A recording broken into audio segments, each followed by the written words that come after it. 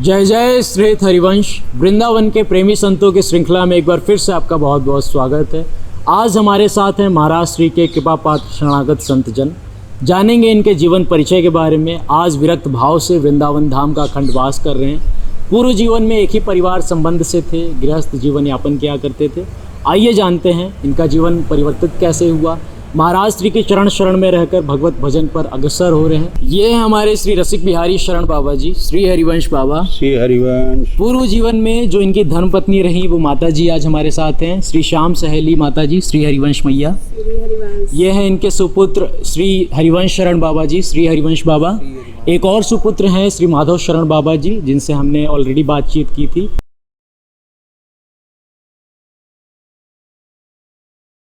जो कि महाराज श्री की श्रीअंग सेवा में रहते हैं। बाबा के ही पूर्व जीवन के छोटे सगे भाई श्री प्रेम तरंगिनी शरण जी,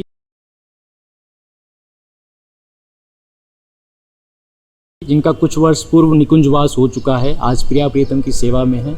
उनकी ही शरीर की धर्मपत्नी श्री प्राणेश्वरी माता जी, श्री हरिवंश मैया।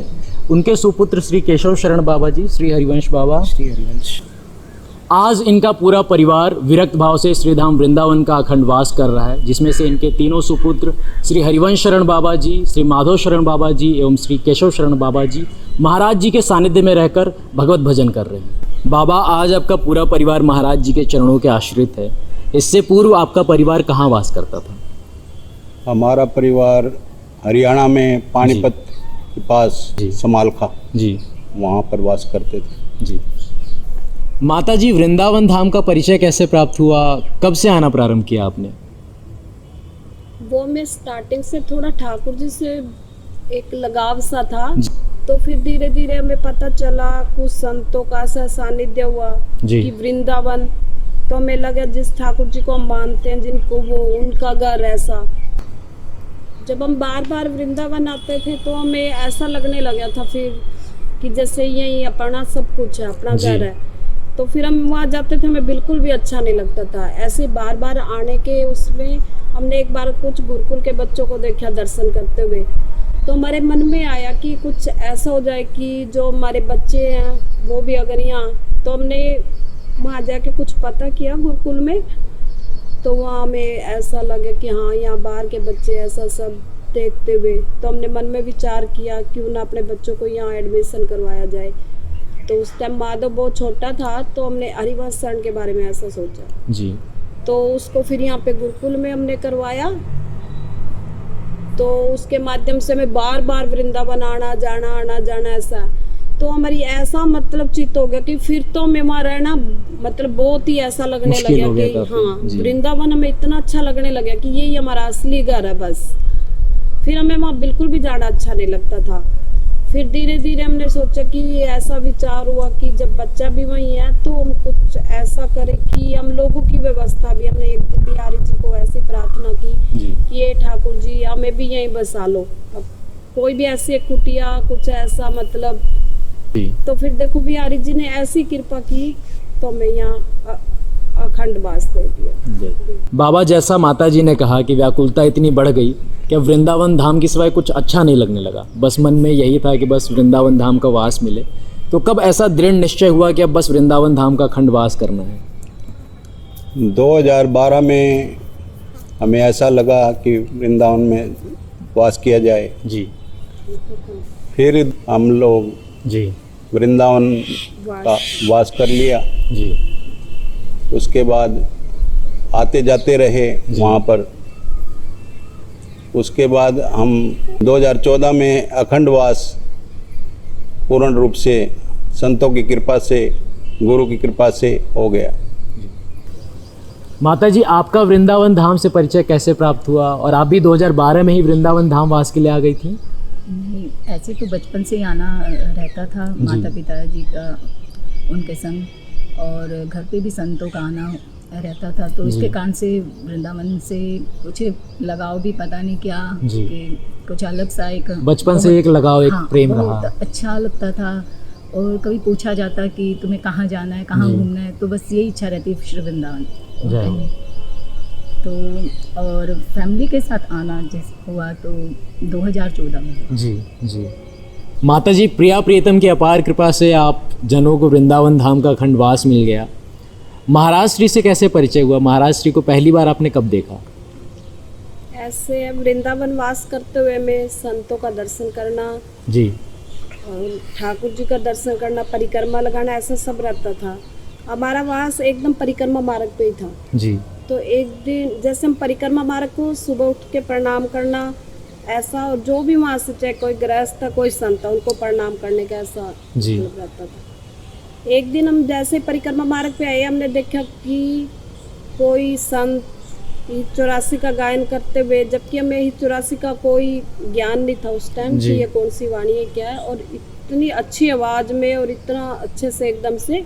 तो महाराज जी वहाँ से परिक्रमा करते हुए निकल रहे थे जी तो दूर से ही उस आवाज ने हमें इतना आकर्षित किया एकदम से, तो हम एकदम मतलब वहीं खड़े रहे। वहीं खड़े जैसे महाराज जी वहाँ से निकले तो एकदम महाराज जी को देखते ही हमें एक पता नहीं एक अपनापन सा, एक अच्छा सा लगा कि कोई ऐसे। जी उस दिन हमने महाराज जी को प्रणाम किया तो महाराज जी तो ऐसे चले गए गाते हुए। जी तो हमें उस दिन के बाद एक ऐसा लगने लगा कि कब जैसे वो निकल गए तो एक मन में हुआ कि उनको दोबारा से मतलब मिलने की एक देखें, इच्छा, दोबारा एक लालसा। कैसा मतलब ये कौन था, कैसे क्या, मतलब एकदम ऐसे थोड़ा हुआ। जी ऐसे फिर अगले दिन फिर उसी टाइम पे हम वहीं पे आए प्रणाम करने, ये फिर महाराज जी का वही, फिर हमारे दिमाग में टाइम नोट हो गया कि ये संत इस टाइम यहाँ से निकलते हैं। जी तो ऐसे डेली का हमारा एक रूटीन बन गया कि हमें महाराज जी का दर्शन करना ही करना है, कि वो एक अपने से लगने लगे और उनको देखे बिना एक जैसे अपने आप ही एक अंदर एक से अधूरापन हाँ, रहने लगा। ऐसा एक लगने लगा। जी अहो भाग्य माता जी आपके कि आपको ऐसे सदगुरुदेव भगवान का दर्शन प्राप्त हुआ। माता जी, उसके बाद मन में आपकी इच्छा रही होगी कि महाराज जी से बातचीत करें, ऐसा कोई मौका मिले, वो अवसर कब प्राप्त हुआ आपको? ऐसे महाराज जी को देखते हमें अच्छा लगता और अपनापन लगता, पर हमें ये नहीं पता था ये कौन है, कैसे है, कौन संत है। जी तो एक दिन हम जहाँ रहते थे वहीं किसी ने हमें बताया कि इतदाम में कैसे संत रहते हैं जो बिल्कुल विरक्त भाव से रहते हैं जी और बहुत अच्छा, जैसे उनकी वाणी एक बहुत अच्छी है साधकों के लिए, इस लाइन पे चलने के लिए, और ऐसा एकदम अंदर रहता था वृंदावन में वास करते कि कोई ऐसे संत मिले। पहले हम जिसके बारे में कोई भी बताता था हम दर्शन के लिए जाते थे। जी तो फिर उन्होंने ये कहा कि वो संत इतने विरक्त हैं, इतने विरक्त हैं, वो विरक्तों को ही मिलते हैं, और उनकी एक रहनी देख के, उनका एक वो देख के, तो मतलब वो आप लोगों से पता नहीं, क्योंकि उस टाइम हम एक गृहस्थ जीवन में, गृहस्थ कपड़े, ऐसा मतलब था।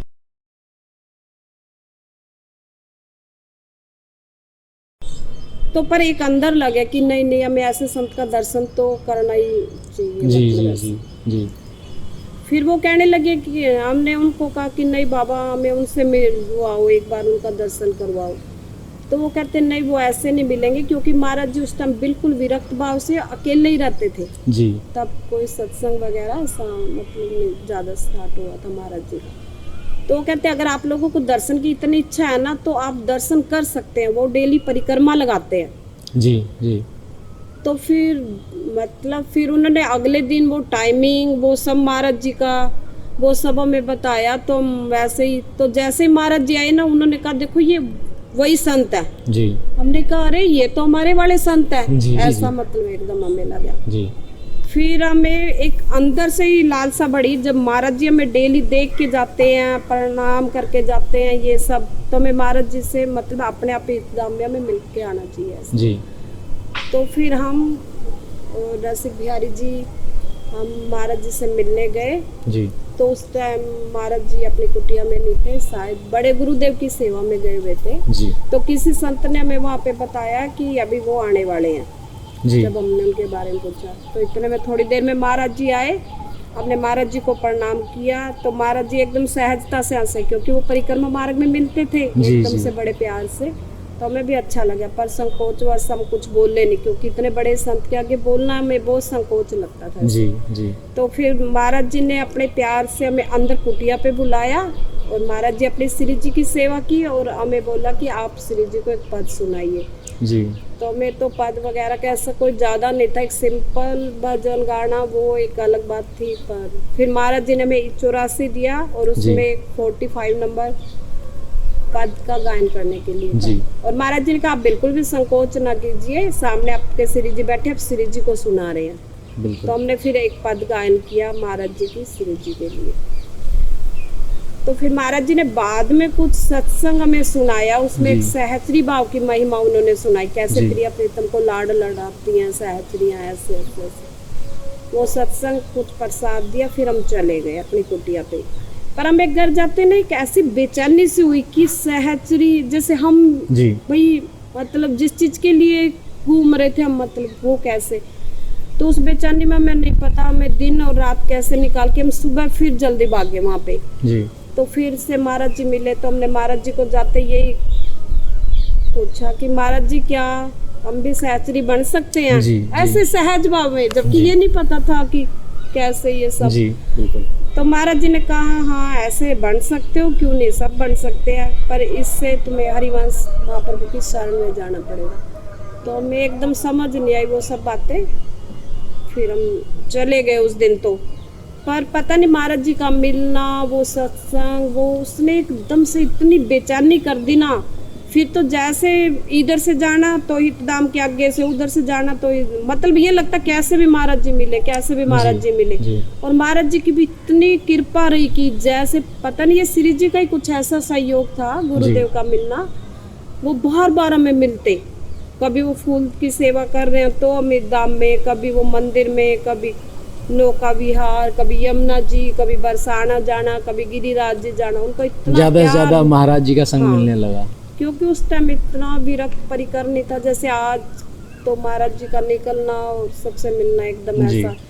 पर हम फिर भी बहुत संकोचित थे, एकदम अपने मन की बात उनसे नहीं कह सकते थे। तो एक दिन गुरुदेव ने बड़े प्यार से, मतलब जैसे डेली मिलने में हमें इतना प्यार बढ़ गया कि महाराज जी ने कहा नहीं नहीं तुम कुछ भी पूछ सकते हो, हम कोई संत कोई है, हम तो तुम्हारी बड़ी सखी हैं। शायद उनके इन शब्दों ने हमारे अंदर ना ऐसा कर दिया कि बिल्कुल अपने लगने लगे। वो बिल्कुल अपने, जो भी बात होती या घरेलू या आध्यात्मिक या कोई भी बात है, एकदम हम उनसे खुल के बात करने लगे।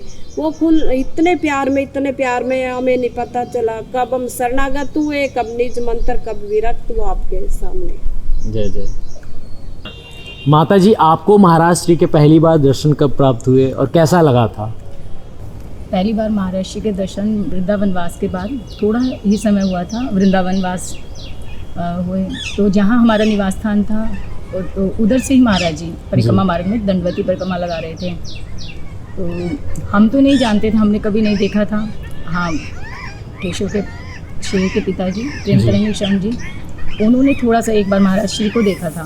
जी। तो उनको लगा कि लग तो हो ही रहे हैं, क्योंकि रज लगी हुई थी ना महाराज जी, तो थोड़ा पहचान में नहीं आ रहे थे। जी। तो फिर वो जल्दी से घर गए और माधव को बुलाया और उसको वो सो रहा था, उठा के लेके आए कि देखो ये वही मदन टेर वाले ऐसे वो संत है ना। जी। मैंने कहा हाँ ये वही। फिर हम जल्दी से गए महाराज जी के नज़दीक, प्रणाम किया। फिर हमारी इच्छा है कि पास में है तो थोड़ा हाँ कुछ महाराज जी थके होंगे तो कुछ जल पान वगैरह करेंगे महाराज जी।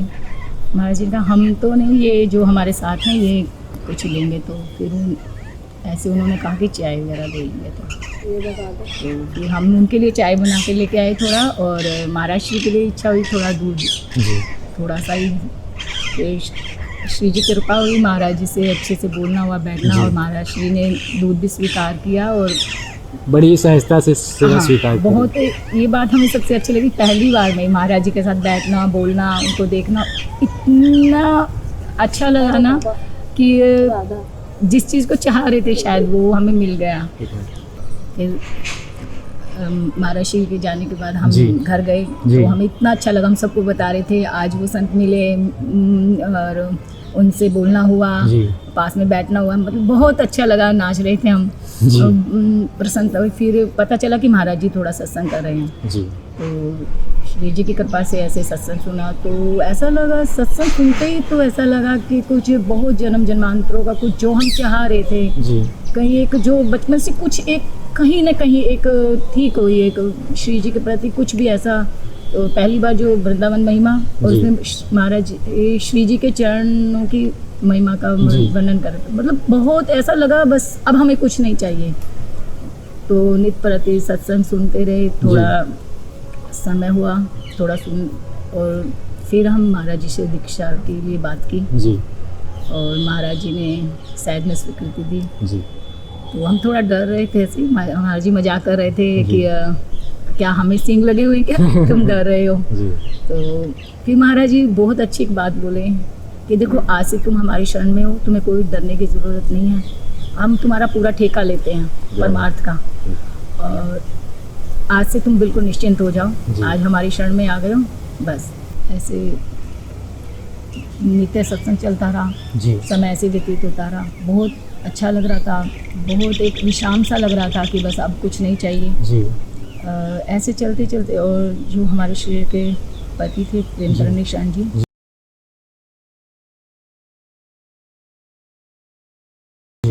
वो भी महाराज जी से बहुत समय जी और उनकी सेवा में बहुत रुचि थी। जी महाराज जी की कृपा से ही वो नित्य प्रति वृंदावन धाम की परिक्रमा लगाना, जी उनकी सेवा में रुचि थी। तो नित्य प्रति वो रात को महाराज श्री के लिए, महाराज जी की किडनी के कान से जी चरणों में बर्फ़ लगानी होती थी, तो उसके जी। लिए बर्फ़ लेके जा रहे थे। जी तो बीच में ही ऐसा हुआ कुछ लिफ्ट से, और ऐसे कुछ कि वो गिरे और जी लेकिन उनका हो गया।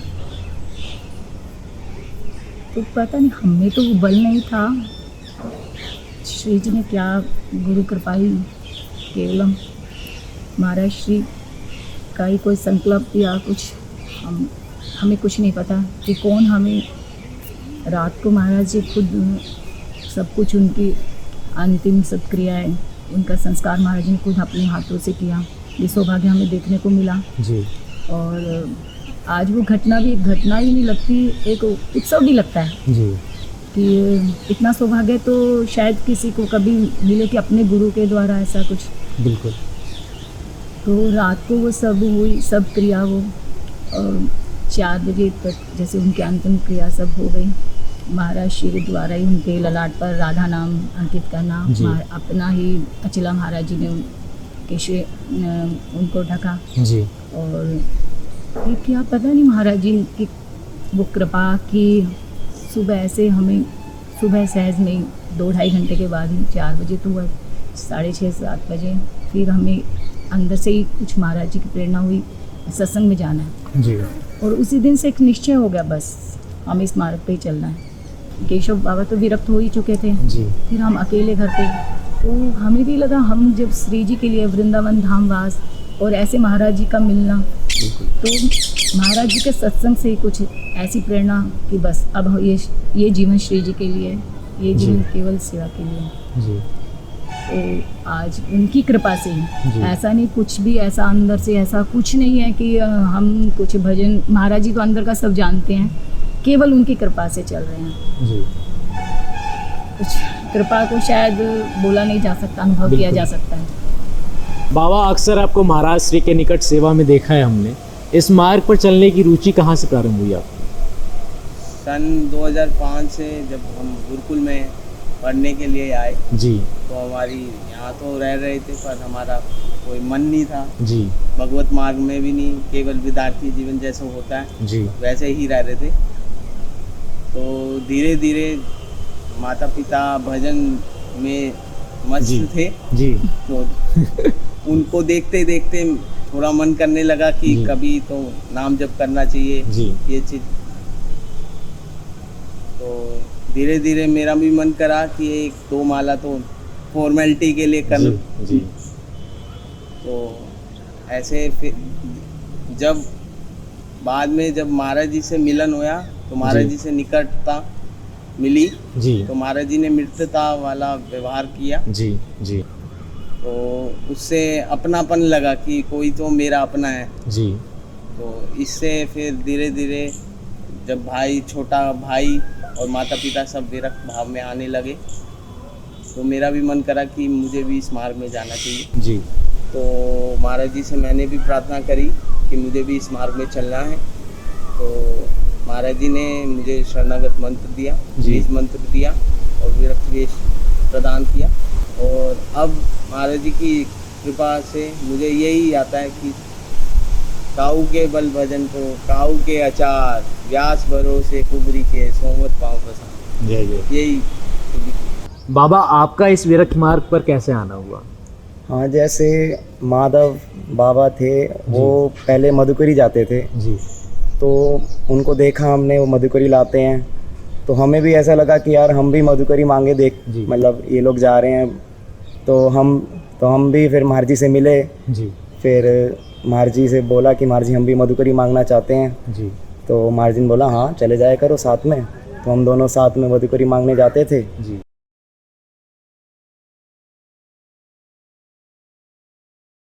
फिर लाते थे ऐसे ही रोज़, कुछ दिन चला। फिर एक दिन महाराज ने शाम को खुद से ही पूछ लिया कि भाई अब मधुकरी मांग के और विरक्त भाव से रहना है या शादी ब्याह करना है। जी तो खुद ही स्वाभाविक निकला कि नहीं महाराज जी अब तो विरक्त भाव से ही रहना है। जी हालांकि कुछ अंदर ऐसे कुछ था नहीं, पर लगा कि अब नहीं महाराज जी विरक्त भाव से ही रहना है। जी फिर मैंने और माता पिता दोनों ने महाराज जी से प्रार्थना की जी कि महाराज जी हम भी विरक्त भाव में चलना चाहते हैं। जी तो महाराज जी ने स्वैज स्वीकृति दी जी और फिर धीरे धीरे फिर महाराज जी ने शरणागति दी, निज मंत्र दिया, जी विरक्त वेश दिया। जी। फिर धीरे धीरे महाराज जी ने अपने सानिध्य में ही हमको रख लिया। बाबा आपकी राधा केली कुंज में बैंजो बजाने की सेवा है।